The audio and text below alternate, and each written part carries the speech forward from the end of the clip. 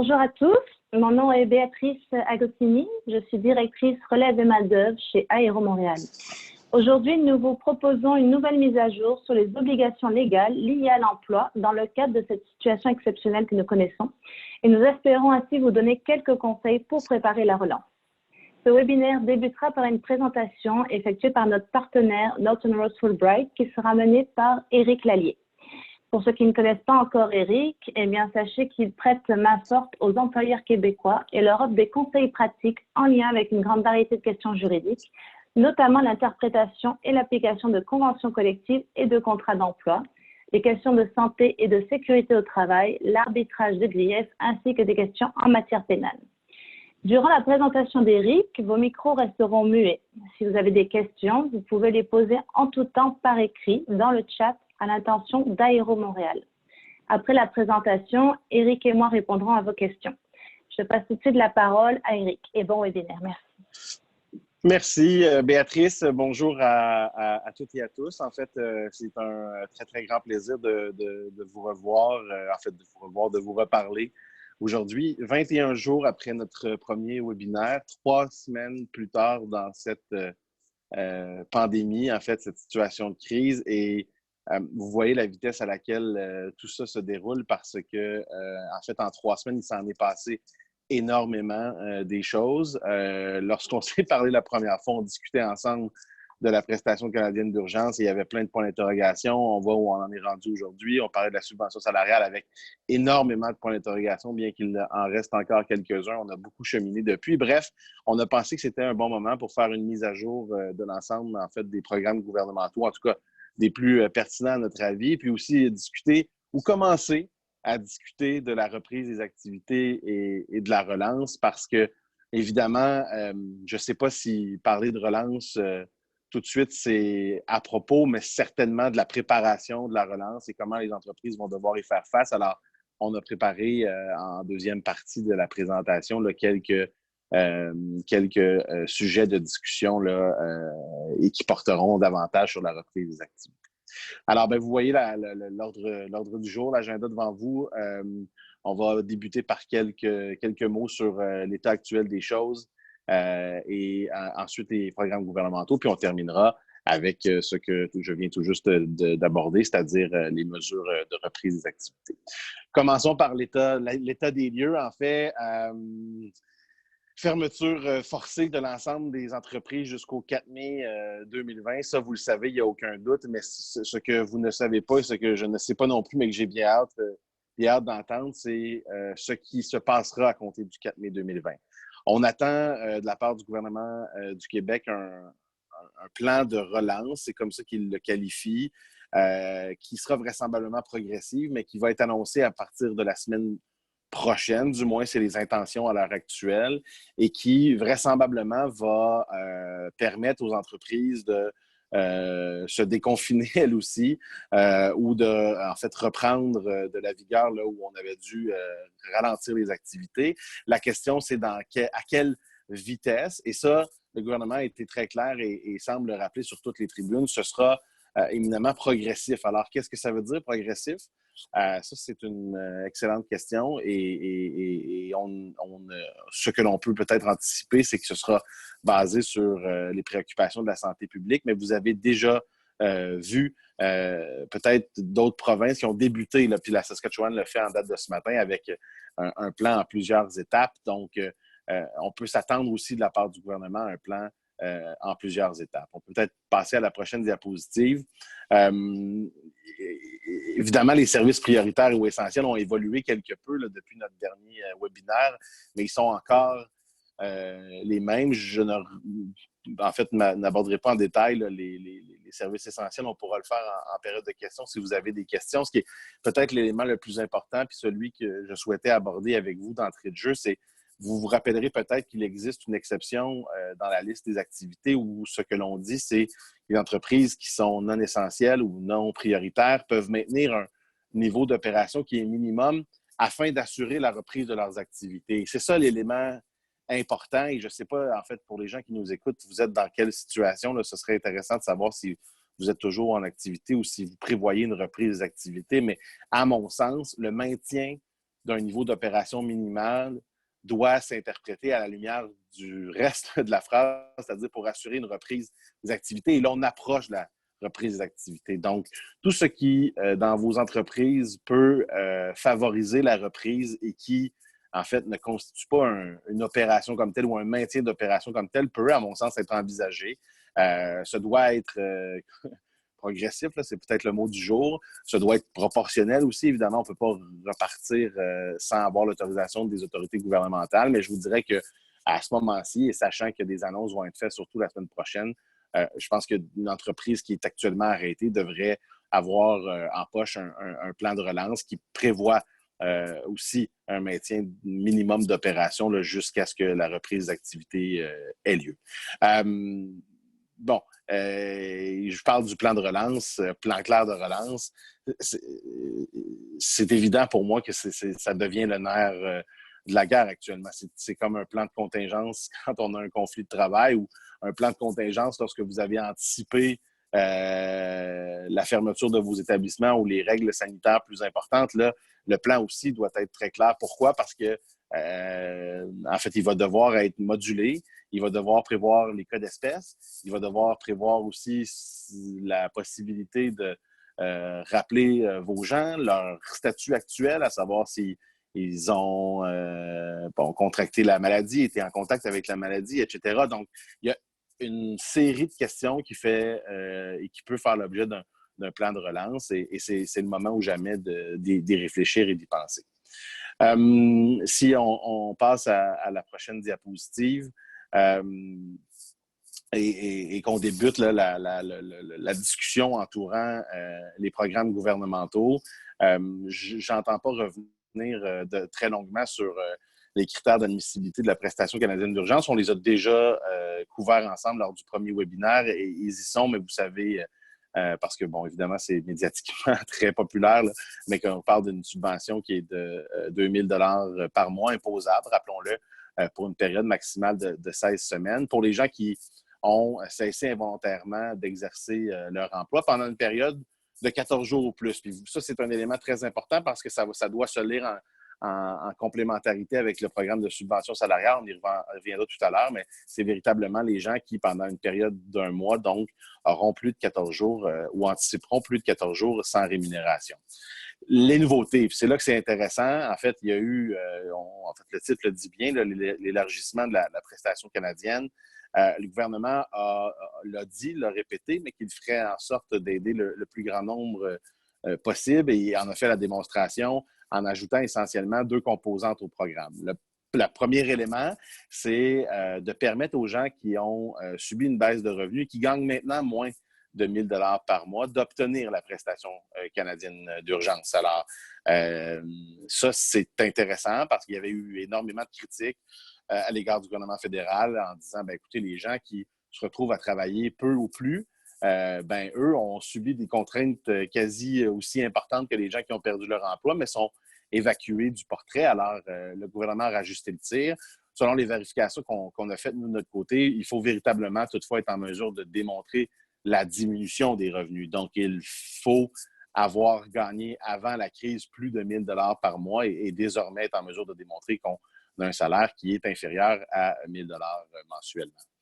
Et là, vous avez vu très, très récemment, en fait, au cours de cette semaine, l'annonce également sur les subventions pour les étudiants ou les prestations pour les étudiants au poste secondaire ou qui sont diplômés et qui ne pourront travailler au cours de l'été. Je regardais les statistiques, je pense que, en fait, si on compare à février 2020, donc le mois qui précède le début de la crise, c'est 30 % de moins d'emplois étudiants qui auraient été comblés. Donc, vous imaginez, on est en début de crise en mars et déjà, on voit un bond de 30 % alors que pourtant, c'est le début aussi des emplois estivaux. Alors, vous voyez que le problème était réel. Les prestations vont varier de 1 250 $ à 1 750 $ par mois selon que l'on ait des personnes à charge ou qu'on ait un handicap. Le gouvernement a aussi annoncé des mesures de soutien au bénévolat, c'est-à-dire la mise en place d'une bourse de 5 000 $ pour les étudiants qui seront en mesure de démontrer qu'ils ont effectué du bénévolat. Ça, ces 2 mesures-là ont été annoncées, mais seront mises en place ou articulées là, davantage au cours du mois de mai. Petit mot en terminant sur la prestation canadienne d'urgence pour vous parler des remboursements, parce que j'ai eu énormément de questions de la part de beaucoup d'employeurs sur la façon de rembourser ou s'il y avait un mécanisme de remboursement de la prestation canadienne d'urgence. En fait, il y a deux cas d'espèce là, que le gouvernement a établis, c'est-à-dire soit les gens sont rappelés plus rapidement au travail, c'est-à-dire que finalement, ils avaient anticipé une période de 14 jours sans rémunération, mais ça ne s'est pas traduit comme tel. Ou encore les gens qui se sont en fait ultimement rendus compte qu'ils avaient obtenu la prestation canadienne d'urgence sans droit, parce que vous vous rappellerez peut-être qu'il y a eu des doubles versements, entre autres, etc. Donc, il y a eu des enjeux là aussi. Il est possible déjà de rembourser les prestations canadiennes d'urgence par le biais du site du gouvernement fédéral. Là où c'est pas très clair, c'est dans la mesure où la personne aurait rappelé au travail pendant moins de 14 jours pendant le mois, donc aurait touché un salaire pendant une partie infime de la période mensuelle. Le gouvernement n'a pas établi encore de directive et il y a beaucoup de flou à cet égard-là. On pourrait revenir peut-être pendant la période de questions. Mais ce que je recommande aux gens qui se retrouveraient dans cette situation-là, c'est de demander, évidemment, il y a un numéro de téléphone disponible là, à l'Agence du revenu ou encore à Service Canada de confirmer le montant à rembourser avant d'effectuer un remboursement, de façon à clarifier la situation, puis aussi regarder si jamais il y a des modes de contestation possibles dans la mesure où on n'est pas d'accord avec la décision. Ceci dit, je pense que c'est important de rappeler que c'est une responsabilité individuelle de l'employé. L'employeur, lui, n'a rien à voir directement avec la prestation canadienne d'urgence. Alors, beaucoup d'entre vous avez certainement voulu communiquer proactivement avec vos employés. C'est une excellente mesure, mais n'oublions certainement pas, parce que les entreprises en ont déjà beaucoup sur le dos actuellement, que cette question du remboursement de la prestation canadienne d'urgence en est une qui est davantage individuelle. Et le fait pour vous de le rappeler à vos employés, là, à mon sens, constitue une façon de rencontrer vos obligations. Si on passe maintenant à la subvention fédérale d'urgence aux entreprises, en fait, on y est là. On l'a attendu très longuement. Vous avez préparé vos chiffres, vous avez préparé vos montages financiers. À compter de lundi, ce sera possible de faire enfin les demandes. Depuis cette semaine également, le gouvernement fédéral a mis en place un portail un peu plus complet, je dirais, à l'égard de la subvention et même un chiffrier pour vous permettre de faire des calculs financiers de ce qui sera ou serait versé à présumer que vous êtes admissible à la subvention. Donc, vraiment, là, le gouvernement fédéral a structuré la chose. Espérons que la situation sera aussi rose que pour la prestation canadienne d'urgence, c'est-à-dire que les versements pourront être effectués rapidement. On a, dans les communications gouvernementales, mentionné là, au cours de la semaine que ça se ferait très rapidement dans les jours qui vont suivre. Donc, vraisemblablement, là, au cours de la semaine prochaine, ou du début du mois de mai, là, les entreprises recevront les premiers paiements de la subvention. On peut faire un rappel peut-être rapide des critères. Vous les avez peut-être vu passer. Mais essentiellement, il faut démontrer votre diminution des revenus de l'ordre de... Puis ça, c'est une bonne nouvelle. Hein? 15 % pour le mois de mars. On a fait énormément de pression au niveau des entreprises pour demander au gouvernement d'assouplir les conditions pour le premier mois parce que évidemment, la pandémie a été déclarée le 11 mars et pour la première semaine du mois de mars, les résultats étaient peut-être moins négatifs pour certaines entreprises. Alors, il y a eu beaucoup de pression, ça a fonctionné. Donc, la comparable, c'est plutôt donc 15 % pour le mois de mars et 30 % pour les mois d'avril et mai. Pas de plafond à l'aide qui peut être obtenue. Donc, ça aussi, c'est une bonne nouvelle. Pas d'obligation non plus de démontrer le lien de cause à effet avec la COVID-19. La seule obligation, c'est de démontrer la baisse des revenus. Je vais passer rapidement sur la méthode de calcul pour établir la subvention. En fait, je ne m'y attarderai pas avec vous parce que le chiffrier du gouvernement est très utile à cet égard-là. Même les données qui sont là sont les données initiales d'admissibilité. Dans la version de la loi, on a prévu certaines exceptions lorsque les coupures salariales étaient de plus de 25 % moins de 25 %. Bref, ma recommandation, c'est plutôt de vous en remettre au chiffrier et d'établir la subvention de cette façon-là. Et si vous avez des questions là-dessus, on pourra les couvrir un peu plus tard. Si on passe à la prochaine diapositive, Quelques notes là, peut-être pertinentes pour vous. Et puis, je vais peut-être plutôt m'attarder sur la seconde et la troisième note qui se trouve à la diapositive. En fait, ça va être très, très, très important de bien documenter et de tenir tous les registres requis pour faire la démonstration de vos pertes de revenus et des montants qui ont été dûment versés à vos salariés. Pourquoi? Parce qu'on s'attend évidemment à ce qu'il y ait des vérifications accrues qui soient effectuées postérieurement à la crise. C'est évident que le gouvernement va favoriser le versement des subventions et je pense que le guichet là, ou la barrière à l'entrée sera pas très difficile à franchir et on verra le formulaire lundi, mais évidemment, par la suite, le gouvernement n'hésitera pas à faire des audits, à vérifier. Il l'a annoncé et il va le faire. Alors, je pense que c'est très, très, très important qu'à l'interne, vous ayez un processus très clair de documentation du processus. Et puis, la dernière fois, on s'est parlé énormément de l'attente claire qui avait été formulée par le gouvernement, c'est-à-dire de payer le 25 d'écart là, avec le salaire subventionné. Je vous dirais que ça ne s'est pas matérialisé par un mordant juridique. Alors, et vraisemblablement, dans ses communications, le gouvernement a mis moins d'accent sur cet aspect-là. Alors, c'est peut-être moins une préoccupation que ça l'était au départ. Et évidemment, vous savez que ce programme-là n'est pas superposable avec les autres programmes, notamment la prestation canadienne d'urgence. Si on passe à la prochaine diapositive, on a voulu vous parler du PACME. C'est pas le plus bel acronyme, mais le programme, lui, est plutôt séduisant. En fait, il est passé, sans dire sous silence, en fait, il a peut-être été moins publicisé que les grandes mesures mises en place par le gouvernement fédéral, mais c'est vraiment un programme qui est très intéressant. Donc, 100 millions de dollars mis à la disposition des entreprises. Aide directe, pourquoi? Pour faire de la formation auprès de vos employés. Et l'aide est double, en fait. Donc, elle permet la subvention salariale, donc une portion du salaire de vos employés jusqu'à 25 l'heure, et le paiement de la formation comme telle, donc du formateur, des frais qui y sont reliés, de sorte que vous pouvez essentiellement, là, si on résume, former vos employés en temps de crise pratiquement sans coût. Et c'est ça l'objectif du gouvernement provincial, c'est de dire, écoutez, chaque entreprise a un budget de formation, chaque entreprise doit le faire, et ce ne sera peut-être pas la priorité, sachant que l'on doit se retrousser les manches économiquement après ou en sortie de crise. Alors, c'est une très belle mesure.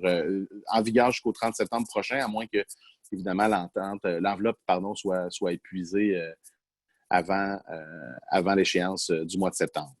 Quelques mots sur, en fait, les critères ou, en fait, ce qui est remboursé.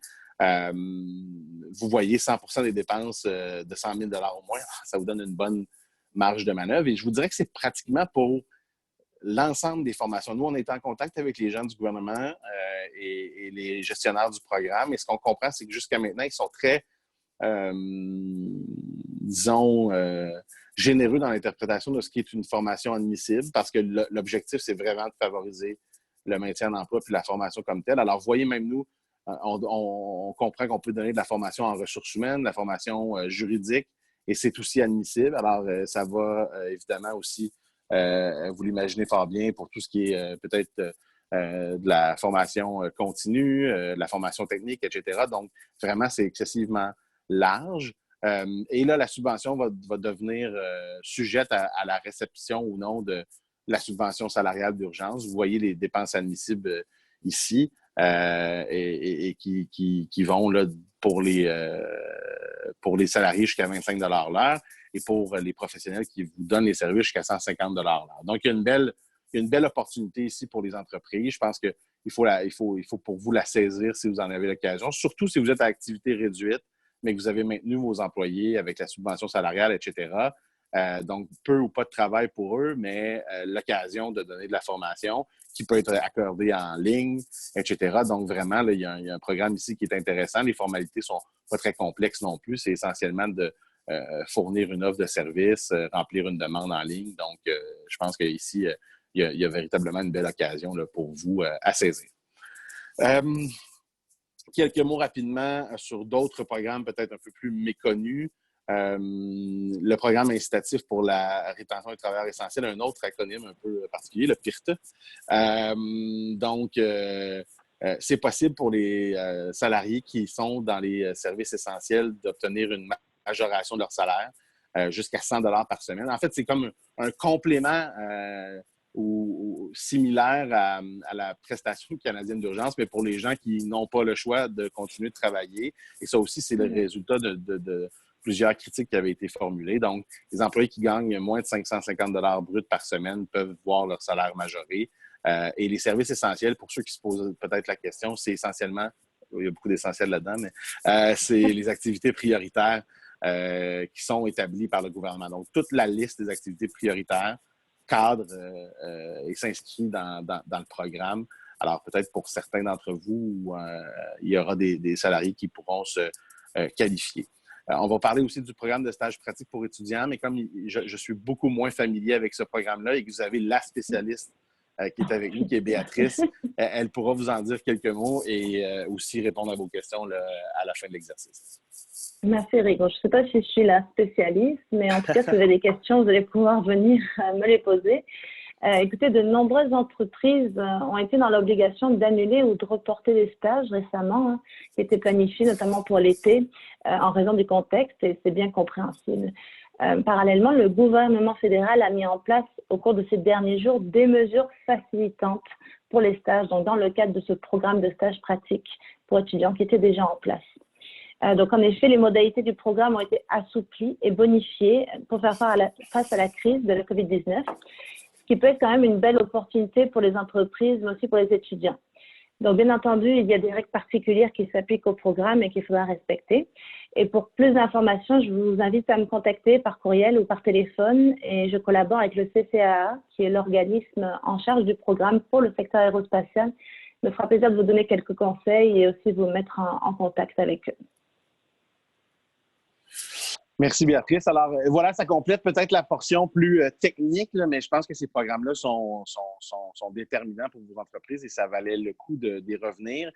Et on pourra évidemment couvrir tout ça dans le cadre de la période de questions aussi. Alors la seconde partie de la présentation maintenant, c'est vraiment de discuter de cette, je l'ai dit d'entrée de jeu, je ne suis pas certain que j'aime le terme relance parce que je ne suis pas sûr qu'on est encore là, mais il y aura une reprise graduelle et il faudra s'y préparer. Pour moi, il y a deux grands thèmes à aborder. C'est comment on reprendra nos activités d'un point de vue de l'organisation du travail et comment on reprendra nos activités d'un point de vue santé et sécurité, d'un point de vue sanitaire. Parce que, en fait, je pense qu'il y aura une reprise des activités comme celles qu'on a connues dans le passé. Ça n'existera pas. Et un employeur qui ne prévoit pas à court, moyen et long terme des mesures pour assurer la santé et la sécurité de ces gens, en fait, se trompe, puis va poser des gestes qui pourraient entraîner des risques importants. Donc, j'aborderai cette question-là dans un second temps. Il y a énormément de questions qui nous sont posées en ce moment sur la reprise graduelle des activités. Puis, une de ces questions-là, c'est comment on fait les rappels au travail. Il y a énormément d'entreprises qui ont dû procéder à des mises à pied temporaires. Et là, graduellement, soit parce que le programme de subvention salariale s'applique, soit parce que les activités économiques peuvent reprendre ou vont reprendre avec le plan de relance qui va être annoncé par le gouvernement québécois et de déconfinement. Et là, vous allez rappeler vos employés au travail. En milieu syndiqué, évidemment, puis je n'aborderai pas ça très longuement, il faut respecter les règles de la convention collective, à moins qu'il y ait certains cas d'exception qui puissent justifier de s'y soustraire ou en tout cas de tenter de négocier des ententes temporaires avec le syndicat. Puis ça, les gens de relations de travail savent que c'est parfois complexe, mais je vous dirais, à la lumière des expériences pratiques qu'on a actuellement, que les syndicats se montrent relativement ouverts pour tenter de trouver des solutions. Donc ça, c'est pour la portion syndiquée. Pour les gens qui sont non syndiqués, là, le rappel au travail peut s'effectuer pas mal selon vos besoins. Et il y a comme une espèce de mythe qui nous traîne souvent, c'est-à-dire qu'on devrait faire les rappels par ancienneté ou par département ou en fait de façon définie. Ce n'est pas des critères qui s'appliquent au rappel au travail. Ce qui doit être fait, c'est de vous assurer de pouvoir documenter objectivement les motifs qui justifient le rappel de quelqu'un plutôt que quelqu'un d'autre. Et souvent, ces motifs-là sont opérationnels, sont basés sur les compétences, sur l'expérience de vos gens et pas nécessairement sur l'ancienneté, qui est plutôt un critère intégré dans les conventions collectives. Alors, j'ai eu beaucoup à répondre à cette question-là récemment et je tiens à réitérer, puis je pense que c'est important d'insister sur ça. Le critère de l'ancienneté n'est pas déterminant dans votre rappel au travail et vous pouvez vraiment fonctionner à la lumière de vos besoins réels. Autre question qui est énormément soulevée, c'est est-ce qu'un employé peut refuser de revenir en poste là, en disant, écoutez, moi, ben, pour plusieurs raisons, que ce soit parce que la personne n'est pas disponible, a trouvé un nouvel emploi, ou encore, et c'est peut-être celle qu'on voit le plus, a des craintes de contracter la maladie. La réponse à ça, légalement, puis on verra comment pratiquement on peut l'aborder, mais la réponse légale, c'est que à partir du moment où vous effectuez un rappel au travail, la prestation de travail que vous aviez suspendue par le biais de la mise à pied, ben, c'est fini cette suspension-là. Donc, la personne légalement tenue par son contrat de travail d'offrir sa contrepartie qui est sa prestation. Alors, elle doit, cette personne-là, se présenter au travail, à moins d'avoir un motif d'absence justifié comme dans n'importe quelle autre situation. Et ça peut comprendre la maladie, entre autres, ou les obligations familiales. Mais la simple crainte subjective, la simple peur d'être contaminé, bien qu'on puisse la comprendre, l'accepter et même avoir un certain niveau de compassion pour cette crainte-là, je pense qu'on l'a tous, c'est pas un motif suffisant pour refuser de revenir au travail. C'est pas un motif suffisant pour refuser de travailler non plus. Donc, un employeur est tout à fait justifié d'insister pour que la personne revienne au travail. Est-ce que dans la situation actuelle, on peut appliquer ces règles-là de façon stricte? La réponse, à mon sens, c'est non. Et ce que je recommande, moi, c'est évidemment la flexibilité. Vous assurer d'entrevoir les situations ou les solutions qui sont alternatives, par exemple le maintien du télétravail pendant une certaine période de temps. Mais ultimement, si vos besoins le justifient, vous êtes en droit de requérir la présence de vos gens. À contrario, on me pose aussi la question, est-ce que je peux maintenir le travail à distance forcé? Puis si je le fais, comment je l'encadre? En fait, il y a des gens qui vont dire, bien là, il y a une période de déconfinement, on est tous prêts à revenir au bureau. Je pense qu'il y a bien des gens qui ont hâte de sortir de leur maison. Il y a des entreprises qui vont dire, écoutez, non, moi, je vais prendre des mesures préventives encore pour un certain bout de temps. Et parmi ces mesures-là, il y a le travail à distance. Et la réponse, à mon sens, c'est oui, vous pouvez continuer de le forcer. C'est pas, dans la vaste majorité des cas, c'est pas une modification disons, substantielle aux conditions de travail, surtout pas dans un contexte de pandémie où il y a encore des mesures sanitaires très fortes qui sont en place. Par contre, je pense qu'il va falloir que les entreprises commencent à l'encadrer. Si vous ne l'aviez pas fait auparavant avec une politique de télétravail, si ça ne faisait pas partie de vos pratiques, si ce n'était pas intégré, s'il n'y avait pas de règles, ben, ça m'apparaît très opportun à l'heure actuelle de penser à en mettre en place, de bien le faire, et même si c'est sur une base temporaire, pour que vos gens comprennent quoi? Bon, ben, vous attendez à quoi comme prestation de travail? Quelles mesures de surveillance vont être mises en place?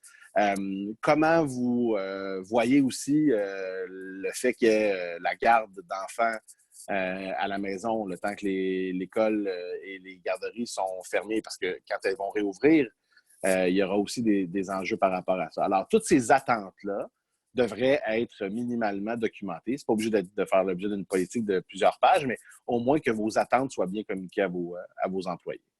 On me pose aussi la question, bien, là, j'ai pris plusieurs mesures temporaires. Donc, j'ai fait des réductions de salaire, j'ai fait des réductions d'horaire, etc. Je n'ai pas versé les bonus de l'année 2019 en disant qu'on verrait si on pouvait réajuster. Est-ce que ces mesures temporaires-là peuvent demeurer temporaires bien longtemps? Je vous dirais que la réponse à ça, c'est on est encore dans le centre ou le cœur de cette crise-là. Donc, je pense que les mesures temporaires peuvent toujours être justifiées, mais soyons prudents, en fait. Les mesures temporaires ne pourront pas rester indéfiniment sans exposer l'entreprise à certains risques, entre autres des plaintes de vos employés pour des congédiements déguisés, etc. Donc, il m'apparaît évident qu'une entreprise, dans le cadre du plan de relance, doit aussi se poser la question, quels sont mes véritables besoins en effectif, puis est-ce que je dois ou non prendre des décisions qui sont plus déchirantes, et si oui, comment je les prends. Donc, repousser le problème à une date ultérieure indéfiniment, c'est aussi un facteur de risque à mon sens. Mais d'ailleurs, ça m'amène à faire le pont vers le prochain élément, qui est les enjeux avec les fins d'emploi. Si vous avez fait des mises à pied temporaires de moins de 6 mois, là, déjà, il y a un certain délai qui commence à courir. Oui, vous pouvez faire des mises à pied qui sont temporaires pour 6 mois, mais lorsque vous saurez ou vous aurez plus d'indices que moins qu'il y aura des fins d'emploi permanentes et que vous tomberez, entre autres, dans les règles du licenciement collectif, soyez très prudents. Et là, il y a énormément de stratégies ou de scénarios à envisager. Vous savez peut-être qu'en matière de licenciement collectif, il faut aviser le ministre du Travail, il faut afficher des avis, etc. Il y a une question en très mauvais français, de timing là-dedans aussi. Alors, je pense que vous devez rester focalisé sur cette question-là et faire une analyse là, assez continue de vos effectifs et des licenciements qui pourraient avoir lieu. On me parle aussi énormément de la force majeure dans le cadre de la reprise, en fait, en me disant, on aura des décisions à prendre. Est-ce qu'on pourra toujours invoquer la force majeure? Vous savez, la force majeure, c'est un concept qui est, sans dire galvaudé actuellement, disons, qui est omniprésent. La force majeure, ça s'utilise dans 2 cas. Quand la loi prévoit expressément que vous pouvez vous soustraire à vos obligations légales par le biais d'un cas de force majeure, ou lorsque vous avez des ententes contractuelles ou certaines obligations contractuelles desquelles vous pouvez vous soustraire en invoquant aussi la force majeure. Au Québec, pour les entreprises de juridiction provinciale, la force majeure existe dans la loi sur les normes du travail, entre autres en matière de licenciement collectif. Ça, c'est un bon exemple. Et la force majeure peut aussi être invoquée, comme je disais, contractuellement. Mais plus on avance dans la crise, plus il y aura de reprise des activités, plus donc l'activité économique, sans être normale, disons, va être plus positive. Évidemment, moins on sera dans un cas de force majeure et surtout quand on verra des mesures sanitaires réduites qui permettront aux activités commerciales d'avoir lieu. Je pense qu'il faudra faire attention dans l'utilisation de ce concept-là. Donc, je dis souvent que, en fait, plus le temps passe, moins la force sera majeure, à moins, évidemment, que la pandémie, plutôt que de diminuer ses effets, augmente ses effets. Puis ça, collectivement, on ne souhaite certainement pas ça. Donc, là aussi, dans vos communications, que ce soit avec vos employés ou vos contractants, soyez prudents. Puis c'est peut-être là que ça vaut la peine de donner un coup de fil à ses procureurs pour être bien certain qu'on ne se positionne pas d'entrée de jeu avec le mauvais argument, si tant est que l'on utilise la force majeure. Maintenant, je vois le temps qui passe et je veux garder aussi du temps pour vos questions. Je pense que la période d'échange est aussi très importante. Sur le plan sanitaire, sur le plan de la santé et de la sécurité. Que ce soit avant, pendant ou après la crise, les obligations des entreprises sont les mêmes. Hein. C'est d'assurer la santé et la sécurité de tous les employés. Et ça va rester malgré la reprise des activités. Alors, vous avez probablement, pour les entreprises qui ont maintenu leurs opérations en totalité ou en partie, mis en place une série de mesures un peu rapidement dans la crise, etc., en faisant ce que vous pouviez pour rassurer votre monde. Puis ça, je pense que c'était la bonne chose à faire. Maintenant, il faudra se structurer parce que les mesures qui vont être mises en place vont avoir une certaine durée qui va être plus grande que les quelques semaines que l'on vient de passer. Je pense que je ne suis pas le seul à le dire. Évidemment, je ne suis pas médecin, mais quand j'interprète les propos de la santé publique, il est clair que l'on en a pour plusieurs mois à devoir avoir des mesures en place. Alors, c'est le temps tout de suite de penser à tout ce qui peut être fait parce que la réussite du maintien de vos activités puis de la reprise va passer par plusieurs de ces mesures-là. Puis la plus importante, c'est que toutes les méthodes de travail devraient déjà, là, de façon préventive, être regardées pour pouvoir assurer le maintien de la distanciation physique de 2 mètres. Et ça, là, c'est le plus important. Ceux qui ont maintenu leurs opérations pourront en témoigner. Là. Ils ont fait une analyse dans l'urgence là, de toutes leurs procédures internes et de leur méthode de travail. Mais là, il faut vraiment faire une analyse élargie. Pensez à tous les angles morts, en fait. Et ça, il y en a plusieurs. Je vais vous donner des exemples des entreprises qui ont mis des méthodes de travail en place, mais avec, disons, une entrée et une sortie de tous les employés à la fin du quart de travail ou au début du quart de travail. Bien, écoutez, si vos employés ont passé la journée à être à une distance de 2 mètres, mais que vous les laissez tous sortir au même moment ou entrer au même moment, à ce moment-là, vous avez... Ça, c'est un angle mort. Ça, c'est une procédure interne facile à changer, facile à modifier puis que les entreprises dirigeantes vont devoir mettre en place pour un certain nombre de mois. Donc, c'est ce type d'exemple-là. Puis je pense que ça prend des rencontres, une analyse approfondie pour vous assurer de pouvoir faire les ajustements qui sont nécessaires. Puis évidemment, ça va prendre une communication importante. Là où j'ai vu le plus d'enjeux, c'est dans les entreprises où il y avait des mesures en place, mais souvent, elles étaient soit pas appliquées, soit pas communiquées. L'application des mesures et leur communication, c'est primordial. Et ça va vouloir dire, malheureusement, de prendre des mesures disciplinaires contre les gens qui ne respectent pas vos procédures. Ça va vouloir dire d'avoir des mesures de contrôle. C'est pas toujours facile, mais c'est nécessaire. Et il faudra faire des mesures en place en lien avec la COVID-19, ce que bien les entreprises font très bien pour tout ce qui est santé et sécurité de façon plus générale, et l'intégrer à vos mécanismes de surveillance puis de protection de vos employés. Puis j'ai gardé pour le dessert la question peut-être plus de la prise de température, ou en fait de détection des symptômes. Évidemment, on sait, puis là, quand on regarde les communications gouvernementales, on le constate que, ultimement, dans les prochains mois, bien des gens auront la maladie ou en tout cas pourraient être infectés. Ça n'arrêtera pas sous peu. Alors, il faut mettre en place quelque chose de plus permanent pour la détection des symptômes, que ce soit par des contrôles individuels, par le biais de questionnaires, par exemple, par le biais de services médicaux à l'interne. Et bien, les entreprises ont aussi commencé la prise de température. C'est évident que ça va faire peut-être plus de controverse. C'est une mesure invasive, là, il n'y a pas de doute là-dessus. En même temps, c'est une mesure qui est objective. Alors, pour les entreprises qui vont se lancer peut-être dans cette aventure, c'est important d'avoir un protocole scientifique, c'est-à-dire d'avoir une assise, d'avoir des gens qui agissent comme consultants, qui peuvent vous certifier que ce que vous faites scientifiquement et médicalement, ça tient la route, et que les décisions que vous prenez aussi en conséquence sont le résultat de tests qui donnent disons, sans dire une certitude, ou des indicateurs qui sont véritables. Et dans les milieux, je dirais, syndiqués, il y aura aussi beaucoup de discussions à avoir avec vos syndicats d'éducation, puis de vous assurer que c'est bien compris par tous.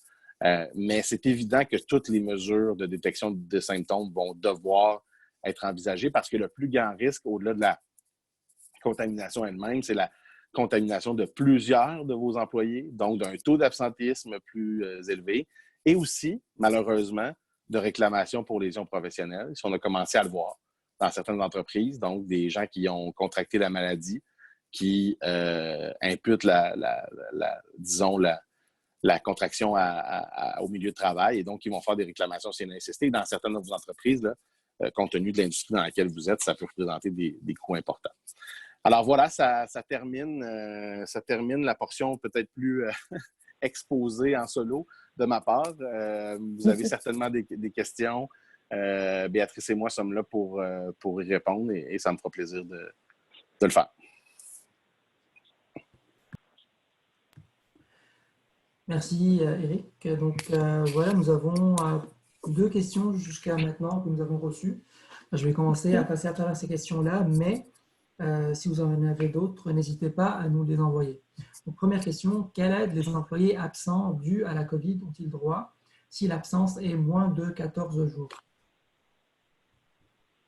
Techniquement, malheureusement, ces gens-là, s'ils n'ont pas d'interruption de rémunération pendant plus de 14 jours, ils n'auront pas droit à la prestation canadienne d'urgence. Alors, on tombera davantage dans une absence pour maladie usuelle, si c'est quelqu'un qui a des symptômes ou encore qui a été malade, qui a contracté la maladie, ou dans les absences pour obligation familiale plutôt normales en vertu des lois, si c'est pour prendre soin d'un proche ou en tout cas pour en assurer la garde. Et là, ce sera de voir, est-ce qu'à l'interne, il y a un régime d'assurance invalidité court terme, par exemple? Est-ce qu'il y a des jours maladie qui sont payables, etc.? Donc, c'est plutôt... là, on revient plutôt dans un contexte, je dirais, régulier, que de pouvoir ou devoir demander l'aide par le biais de la prestation canadienne d'urgence. Merci. Donc, prochaine question. Est-ce qu'il y a des exemples de bonnes pratiques pour encadrer le télétravail disponible, ou bien de politique de télétravail ou de flexibilité au travail? Oui, il y en a plein. Le télétravail pourrait faire l'objet d'une présentation à lui seul, mais c'est un peu ce à quoi je faisais référence tout à l'heure quand je disais que c'est important de l'encadrer, c'est-à-dire qu'il faut, une politique qui prévoit certaines choses. Entre autres, la façon dont vous allez encadrer, surveiller le travail, l'environnement, les outils, etc., qui sont nécessaires. Donc, aussi les attentes en matière d'heures de travail, etc. Vous voyez, dans un cas normal, on met même en place des obligations du type avoir un bureau avec aménagé qui permet aussi le respect de la confidentialité. La confidentialité, c'est un élément important.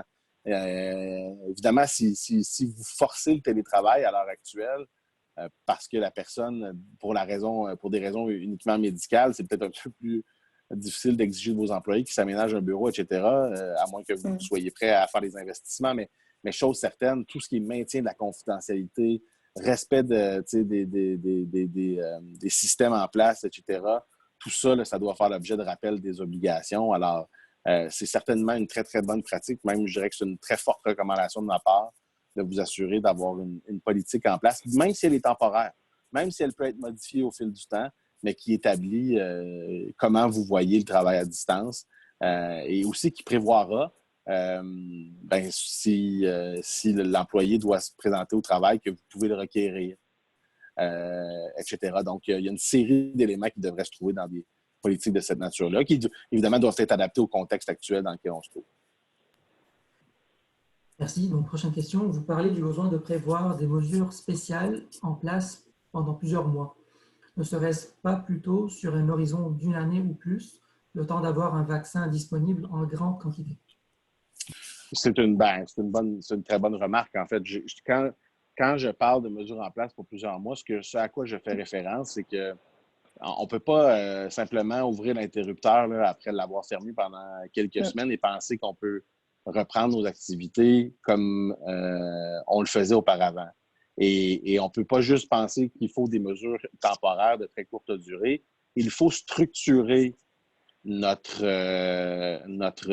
soutien en matière de santé et sécurité à nos employés. Puis ça, bien, ça va varier, évidemment, dans chacune des entreprises. Et oui, ça pourrait aller au-delà des quelques mois auxquels je faisais référence. Oui, ça pourrait être pour la prochaine année, pour les prochains 18 mois. En fait, le principal enjeu de cette crise-ci, puis dans le fond, on se répète tous, mais c'est l'incertitude, c'est l'incapacité de prévoir. En fait, toute entreprise repose sur ou en fait, le succès, normalement, repose sur sa capacité de planifier puis d'anticiper. Or, dans la situation actuelle, on ne peut ni rien planifier ou rien anticiper avec certitude. Alors, ce qu'on peut faire de mieux, par contre, c'est de s'assurer de structurer notre approche puis de voir quels sont, comme je le disais tantôt, nos angles morts dans l'entreprise pour limiter le plus possible les contacts entre les gens et s'assurer que les gens bénéficient de l'équipement de protection individuelle dont ils ont besoin, dépendamment de la nature de leur fonction. Merci. Merci. Donc, prochaine question. Concernant l'aide aux entreprises, lorsqu'on fait référence au montant versé, que faut-il prendre en compte? Les salaires bruts, plus les charges, les bonis?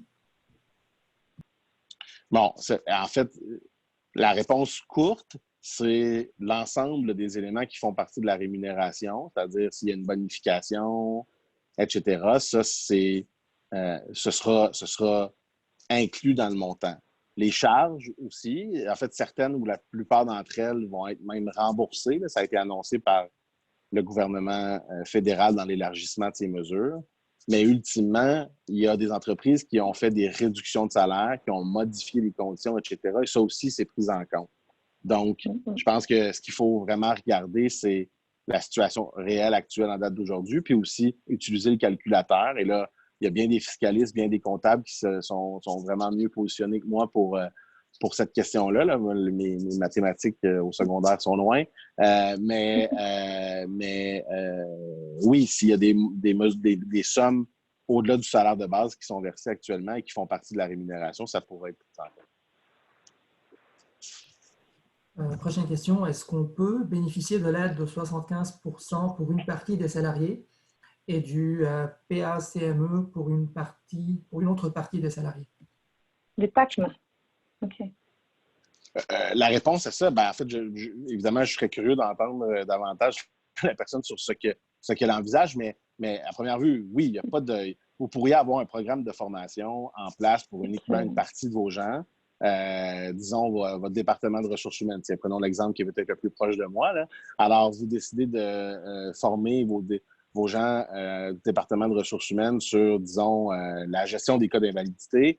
Vous bénéficiez du programme gouvernemental québécois, donc le PACME, pour cette formation-là, tout en bénéficiant par ailleurs de la subvention salariale d'urgence au fédéral pour l'ensemble de vos employés actifs. Il n'y a aucun empêchement à cet égard-là, du moins à la lumière des informations qui sont disponibles actuellement.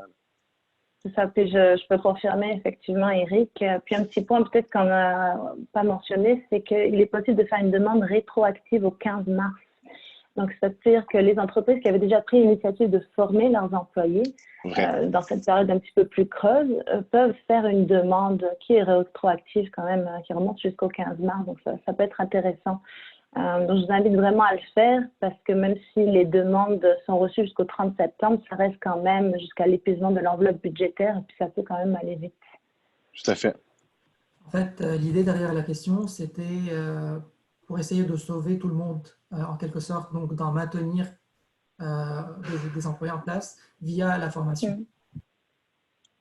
Oui, mais en fait, ça revient un peu à la réponse, c'est-à-dire qu'il n'y a pas je n'ai vu aucune règle qui forcerait l'application d'un programme pour tous ou d'une façon ou d'une autre, de l'autre programme, etc. Il n'y a pas de la seule interaction entre ces deux programmes-là, c'est que dans la mesure où vous donnez de la formation à des gens qui ultimement vous permettent de bénéficier de la subvention salariale, là, dans le montant qui est versé dans la subvention, on va en tenir compte parce qu'évidemment, le gouvernement se dit, vous ne pouvez pas être subventionné à 75% d'un côté puis resubventionné à 100% d'une autre, là. Alors ça, oui, il y a une interaction, mais c'est la seule interaction que je connaisse entre les deux programmes. Merci. Est-ce qu'il y a d'autres questions? On est arrivé à la fin de notre liste de questions. Non. C'était clair. C'était clair où il est vendredi et les gens ont déjà hâte au cocktail de fin de journée. Écoutez, merci. Notre webinaire va toucher à sa fin. Éric, je te remercie pour toute ton aide. Merci beaucoup, Béatrice. C'est vraiment très apprécié. Et si vous avez davantage de questions à nous poser, il n'est pas trop tard. Je vous invite à nous envoyer un courriel. Je vais changer de slide, voilà. Et veuillez noter également que nous venons de mettre en ligne en temps réel sur notre site web un article détaillé concernant le PACM, ainsi qu'un répertoire des formations à distance pertinentes pour notre secteur d'activité dans le contexte actuel et qui sont donc admissibles dans le cadre du PACM. Vous allez sur notre site web, vous cliquez sur Publications, puis Actualité. Enfin, j'aimerais vous rappeler que nous offrons aux PME membres industriels d'Aéro Montréal de bénéficier gratuitement du soutien de conseillers appuyés par un expert en gestion financière pour vous aider à naviguer à travers les programmes d'aide disponibles pour votre entreprise, mais aussi rédiger votre demande de soutien financier et assurer la relecture de votre dossier avant l'envoi. Je vous invite à contacter ma collègue Charlotte Laramé pour en savoir plus sur cet accompagnement personnalisé. Je vous remercie pour votre temps et je vous souhaite une agréable fin de semaine et beaucoup de soleil. À bientôt.